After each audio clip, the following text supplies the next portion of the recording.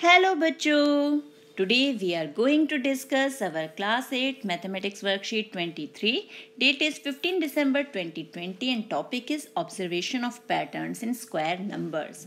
यानी जो square numbers होते हैं वो एक special pattern को follow करते हैं.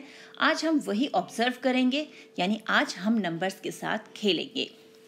So, Mr. Prasad is a mathematics teacher of class 8th in government school. He has developed a beautiful mathematical garden. One day, he planned a visit to mathematical garden with his students of class 8th. During their visit to the garden, students saw a board on which pyramid of numbers was written. अब जब बच्चे उस mathematical garden में गए तो उन्होंने ये pyramid जो है ये वहाँ पर नोटिस किया जिसमें एक पैटर्न था नंबर्स का. अब दो बच्चे जो थे वो उसे स्पेशली ऑब्जर्व कर रहे थे और दोनों का ही ऑब्जर्व करने का मेथड डिफरेंट है. अब वो दो बच्चे कौन है? Ram and Shyam. They observe the number in different ways. तो अब किस किस ढंग से उन्होंने ऑब्जर्व किया? तो सबसे पहले हम देखते हैं राम का ऑब्जर्वेशन क्या है. Ram looked the number pyramid carefully. He found a pattern in the pyramid after a lot of thinking. First he thought about the top of number pyramid, that is 81, and second row of the pyramid is 9801. He observed the 9 is written in the left of 81 and put 0 between 8 and 1 in the second row of the pyramid. Then he observed second and third row of number pyramid. He found that 9 is written in left of 9801 and put one more 0 between 8 and 1 in the third row of the pyramid and so on. अब राम ने क्या observe किया कि 9 square जो है वो तो 81 के इक्वल है. जब हम 99 स्क्वायर की बात कर रहे हैं तो हमने क्या किया, 8 और 1 ही लिखा, लेकिन 8 के लेफ्ट में हमने 9 लिख दिया और 8 और 1 के बीच में 0 लगा दिया. सिमिलरली जब हमने 999 का स्क्वायर किया हमने अगेन क्या लिखा, 9801 लिखा. इस बार फिर हमने 9 के लेफ्ट में एक और 9 लगा दिया और यहाँ एक और 0 दे दिया. फिर नेक्स्ट टाइम हमने ये पूरा नंबर लिखा, यानी 998001 लिखा, एक 0 यहाँ दिया और फिर यहाँ पे 9 लगा दिया. तो हमारा वो 9999 का स्क्वायर बन गया. तो ये राम का ऑब्जर्वेशन था. अब श्याम ने क्या देखा? At the same time another student Shyam also observe the pyramid. उसने देखा कि 81 जो है वो 9 का स्क्वायर है, ये 99 का स्क्वायर है और ये 999 का स्क्वायर है. तो उसने पिरामिड को इस टाइप से देखा. तो अब दोनों के ऑब्जर्वेशन डिफरेंट है लेकिन दोनों ने पैटर्न को पहचान लिया. What did you observe? Please write. अब हमने क्या ऑब्जर्व किया? We observe the pattern. हमने किस वे में ऑब्जर्व किया? हमने राम की तरह ही इसे ऑब्जर्व किया. We observe the pattern in the same way as Ram did. Ram ने जैसे किया हमने वैसे ही ऑब्जर्व किया है. अब आगे क्या है हमारे पास? अब हमें कुछ नंबर पैटर्न्स दिए हैं और हमें उसके बारे में अपना ऑब्जर्वेशन बताना है. अब जैसे यहाँ है 1 square is equal to 1, 11 square 121, फिर 111 स्क्वायर. अब यहाँ ध्यान से देखो कितना मज़ेदार है ये. 1 स्क्वायर हमारा 1 है. जब हम 11 स्क्वायर की बात कर रहे हैं तो 1 कितनी बार रिपीट हो रहा है? 1 2. तो हमने भी क्या किया, काउंटिंग में 1 2 तक पहुँचे और फिर वापस हमने 1 पे पहुँचना है. 1 पे पहुँच गए, आ गया 121. जब हमने 111 स्क्वायर निकालना है तो 1 कितनी टाइम्स रिपीट हो रहा है यहाँ पर? 1 2 3.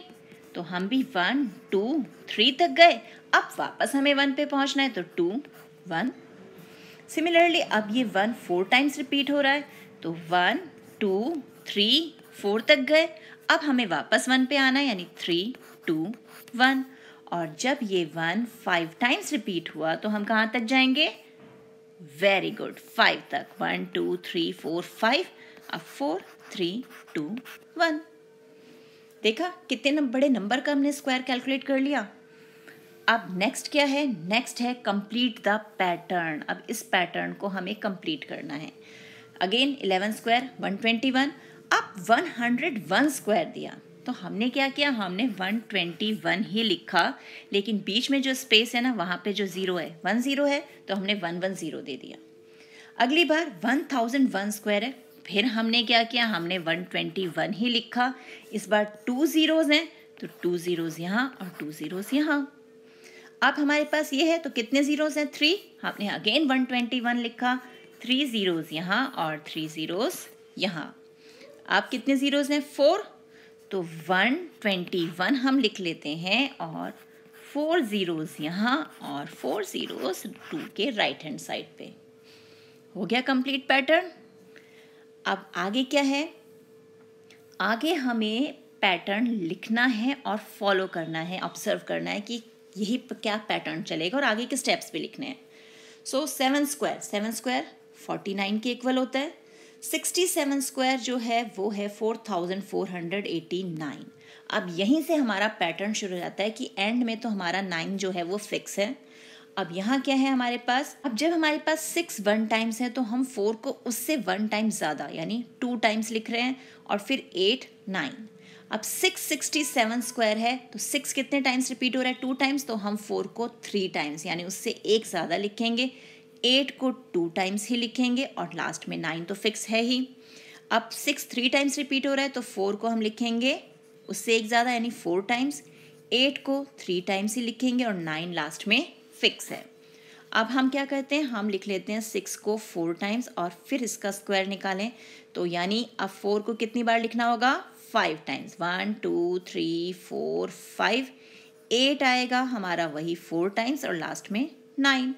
अब 6 को ले लिया हमने 5 टाइम्स और फिर इसका स्क्वायर लिया तो अब 4 कितने टाइम्स आएगा? उससे एक ज़्यादा यानी 6 टाइम्स। 4 5 6 हो गया 6। 8 आएगा वही कितना? 5 टाइम्स और लास्ट में 9। इस तरह से हम अपने पैटर्न को आगे बढ़ाते चले जाएंगे। अब नेक्स्ट देखते हैं 4 स्क्वायर। 4 square means 16। 34 स्क्वायर आ रहा है 1156। तो यहाँ भी सेम वही चल रहा है। 3 1 टाइम रिपीट हुआ तो 1 2 टाइम्स लिख रहे हैं और फिर 5 लिख रहे हैं और लास्ट में 6। अब यहाँ 3 2 टाइम्स रिपीट हो रहा है तो 1 आ जाएगा 3 टाइम्स उससे एक ज़्यादा, फिर 5 2 टाइम्स और यहाँ पे लास्ट में 6। अब 3 टाइम्स रिपीट हुआ तो 1 कितनी बार आएगा? 4 टाइम्स। 5 आएगा 3 टाइम्स और 6 लास्ट में।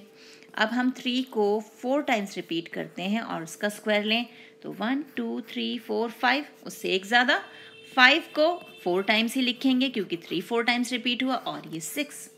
अब 3 को ले लेते हैं 5 टाइम्स रिपीट किया, अब इसका स्क्वायर ले रहे हैं तो 1 कितने टाइम्स रिपीट होगा? 3 5 टाइम्स है तो 1 6 टाइम्स। 1 2 3 4 5 6 और 5 जो है वो 5 टाइम्स ही रिपीट हो रहा है और ये आ गया 6। अगेन इसी पैटर्न को फॉलो करेंगे और आगे हम कितनी भी बड़ी संख्या का जो स्क्वायर है वो कैलकुलेट कर सकते हैं। अब नेक्स्ट पे आए। नेक्स्ट है कंप्लीट द पैटर्न, यानी यहाँ हमें एक पैटर्न दिया है, इसे कंप्लीट करना है। 11 स्क्वायर 121, ये तो हमें पता है। अब यहाँ 101 स्क्वायर, बीच में 0 आ गया तो हमने 121 लिखा, 0 और 0 दे दिया, ये तो हमने ऊपर भी किया था अभी। अब है ये स्क्वायर, यहाँ पर यहाँ 0 आ रहा है और यहाँ 0 आ रहा है तो 1 कितनी बार रिपीट हो रहा है? यहाँ पर 1 2 3, तो हमने क्या किया 1 2 3 तक गए, फिर 2 1 और जो ज़ीरोस थे हर गैप में हमने ये 0 जो है वो दे दिया, यहाँ भी और यहाँ भी। तो अब जो है क्या है हमारे पास, ये यहाँ पर 1 कितने टाइम्स रिपीट हो रहा है? 1 2 3 4, यानी हम 1 2 3 4 तक गए। अब वापस हमें 1 पे पहुँचना है, यानी 3 2 और यहाँ आ जाएगा हमारा 1 और इनके बीच में सब जगह हमें क्या दे देंगे हम? ज़ीरोज़। तो ये आ गया हमारा आंसर। अब यहाँ देखें हम कहाँ तक जा रहे हैं काउंटिंग में, 1 2 3 4 5, यानी 1 कितने टाइम्स रिपीट होगा? 5 टाइम्स। तो 1 2 3 4 5 और यहाँ हम लगा देते हैं ज़ीरोज़। हो गया। तो यानी अगर हम इस नंबर का स्क्वायर निकालें तो हमारा आंसर होगा ये इतना लार्ज नंबर। तो अब आप देख रहे हो कि अगर हम पैटर्न्स को ऑब्जर्व कर लें और उसे फॉलो करें तो हम बड़े से बड़े नंबर का स्क्वायर कैलकुलेट कर सकते हैं। तो इसी टाइप के और क्वेश्चंस की प्रैक्टिस कीजिए अपनी एनसीईआरटी बुक से। मिलते हैं एक और वीडियो में, तब तक keep practising and enjoy math.